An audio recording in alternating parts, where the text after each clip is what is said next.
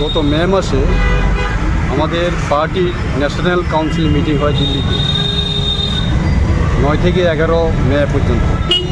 ওই মিটিংয়ে সিদ্ধান্ত হয় সারা দেশব্যাপী 6 আগস্ট থেকে 15 আগস্ট পর্যন্ত পদযাত্রা, বিক্ষোভ, গণঅবস্থান, মিছিল মিটিং সংগঠিত করা হল।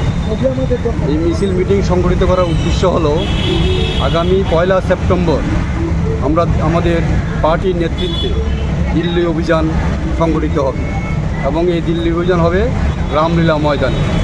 পাশাপাশি আমরা লক্ষ্য করেছি আমেরিকা এবং ইসরায়েল গত কয়েক মাস ধরে ইরানের উপর আক্রমণ সংগঠিত করেছে যৌথভাবে, এবং এই আক্রমণের ফলে ইরানের যে ধর্মীয় প্রধান আয়াতুল্লাহ খামেনিকে হত্যা করা হয়েছে।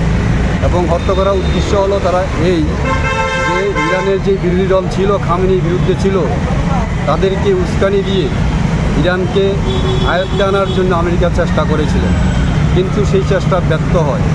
পাশাপাশি ভেনেজুয়েলার রাষ্ট্রপতি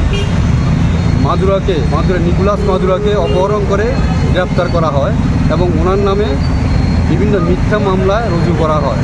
লেবাননের উপর আক্রমণ করা হয় এবং আমাদের দেশে যে যুক্তরাষ্ট্রীয় কাঠামো, এই কাঠামোকে নষ্ট করার জন্য বর্তমান আরএসএস পরিচালিত বিজেপি সরকার উঠে পড়ে লেগেছে, সংবিধানকে ধ্বংস করে দিচ্ছে এবং যুক্তরাষ্ট্রীয় কাঠামোকে নষ্ট করে দিচ্ছে।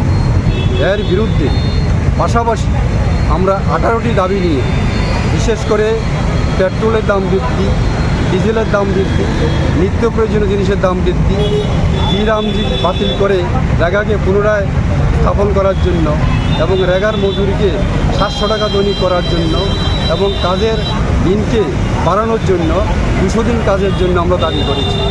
এইরকম 18টা দাবি নিয়ে আজকে আমরা এখানে গণ অবস্থানে মিলিত হয়েছি সিপিআই রাজ্য পরিষদের পক্ষ থেকে।